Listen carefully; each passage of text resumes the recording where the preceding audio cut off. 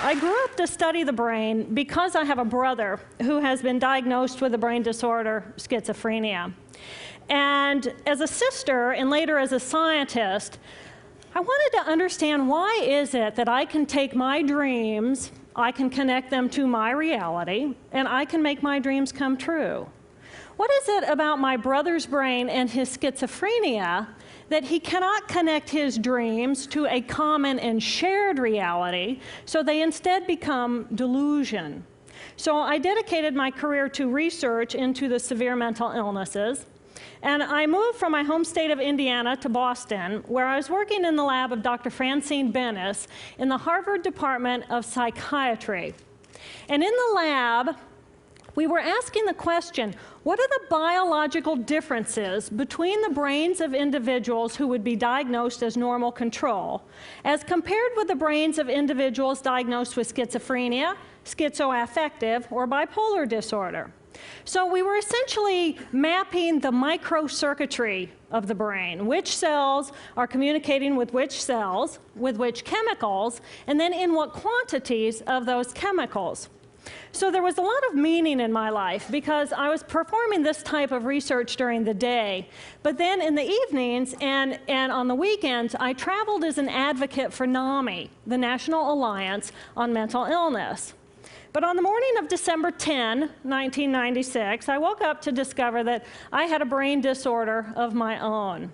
A blood vessel exploded in the left half of my brain. And in the course of 4 hours, I watched my brain completely deteriorate in its ability to process all information.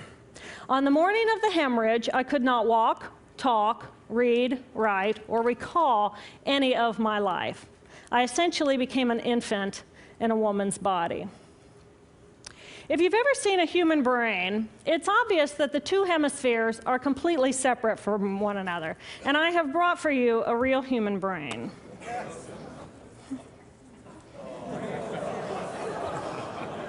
Thank you. So this is a real human brain. This is the front of the brain, the back of the brain with the spinal cord hanging down. And this is how it would be positioned inside of my head. And when you look at the brain, it's obvious that the two cerebral cortices are completely separate from one another.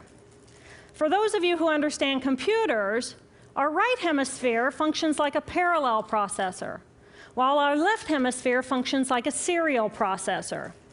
The two hemispheres do communicate with one another through the corpus callosum, which is made up of some 300 million axonal fibers. But other than that, the two hemispheres are completely separate. Because they process information differently, each of our hemispheres think about different things, they care about different things, and dare I say, they have very different personalities. Excuse me. Thank you. It's been a joy. Our right human hemisphere is all about this present moment. It's all about right here, right now. Our right hemisphere, it thinks in pictures, and it learns kinesthetically through the movement of our bodies. Information in the form of energy streams in simultaneously through all of our sensory systems, and then it explodes into this enormous collage of what this present moment looks like, what this present moment smells like and tastes like, what it feels like, and what it sounds like.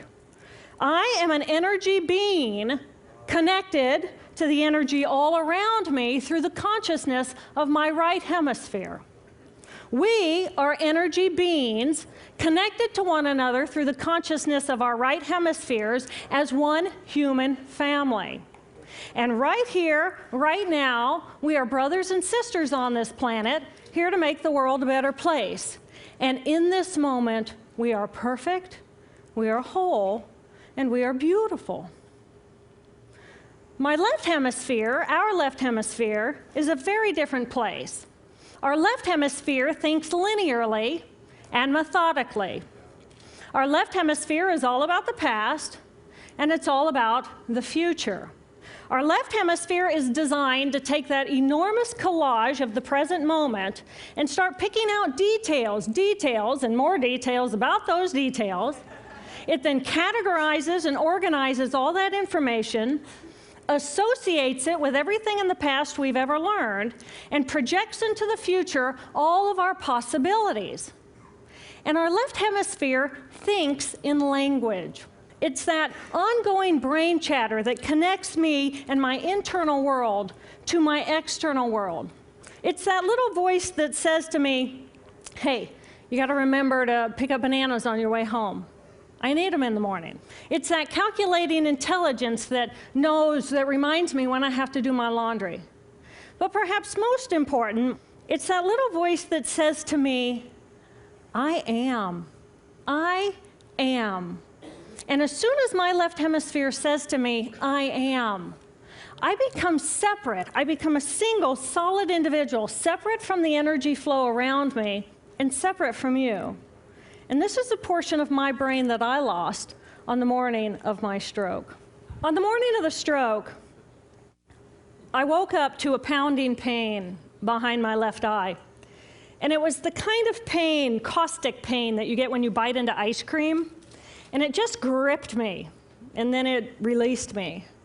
And then it just gripped me, and then it released me.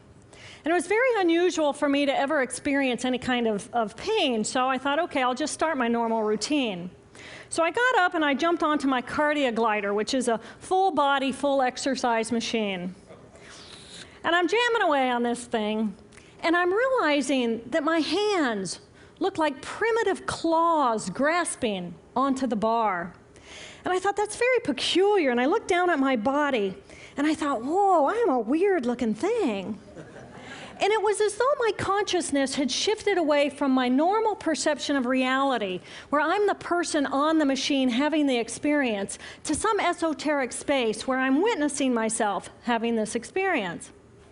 And it was all very peculiar, and my headache was just getting worse, so I get off the machine, and I'm walking across my living room floor, and I realize that everything inside of my body has slowed way down. And every step is very rigid and very deliberate. There's no fluidity to my pace, and there's this constriction in my area of perception, so I'm just focused on internal systems.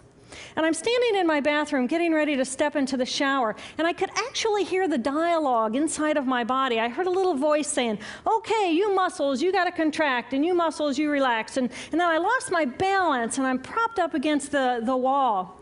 And I looked down at my arm, and I realized that I can no longer define the boundaries of my body. I can't define where I begin and where I end, because the atoms and the molecules of my arm blended with the atoms and molecules of the wall. And all I could detect was this energy. And I'm asking myself, what is wrong with me? What is going on? And in that moment, my brain chatter, my left hemisphere brain chatter, went totally silent.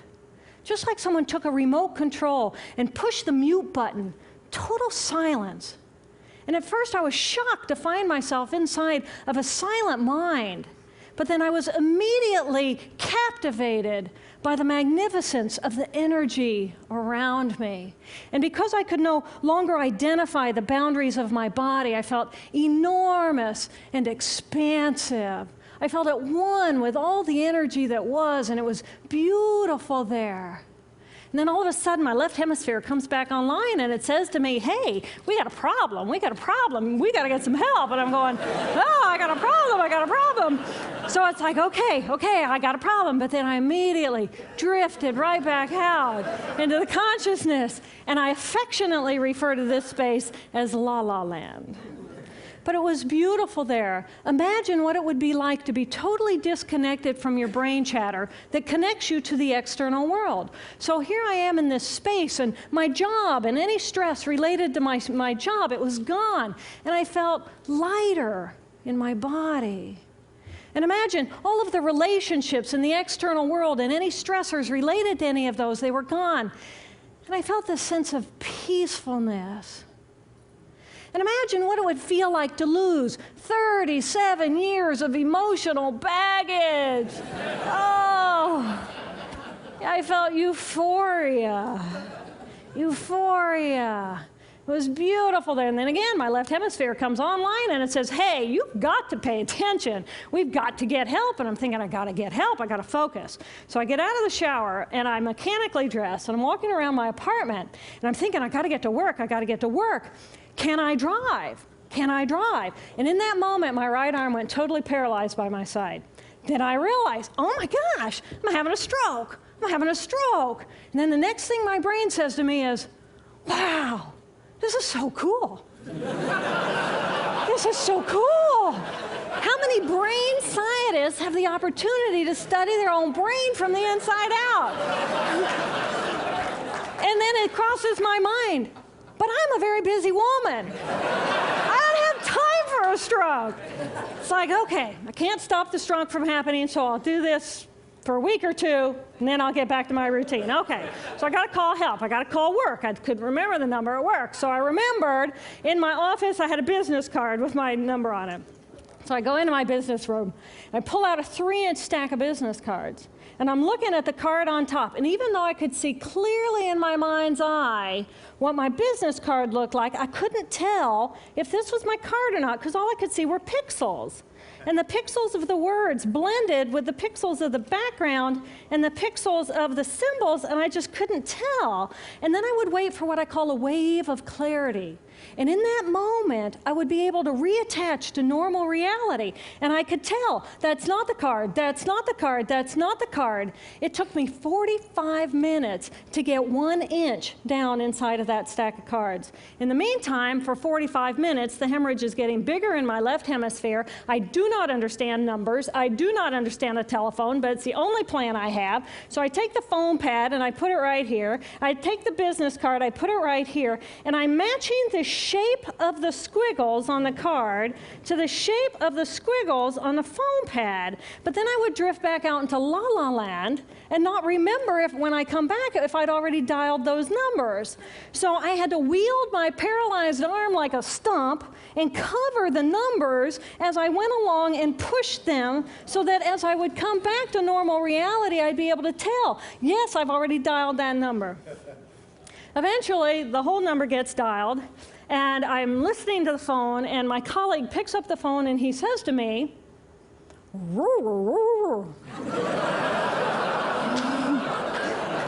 I think to myself, oh my gosh, he sounds like a golden retriever.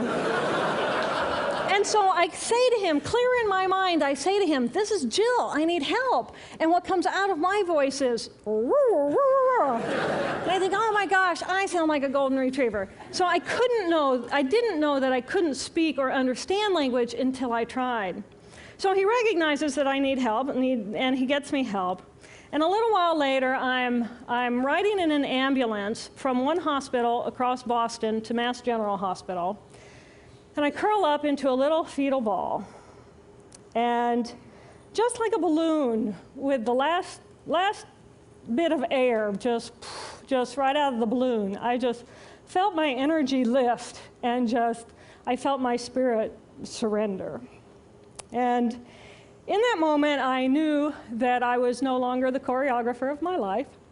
And either the doctors rescue my body and give me a second chance at life, or this was perhaps my moment of transition. When I woke later that afternoon, I was shocked to discover that I was still alive.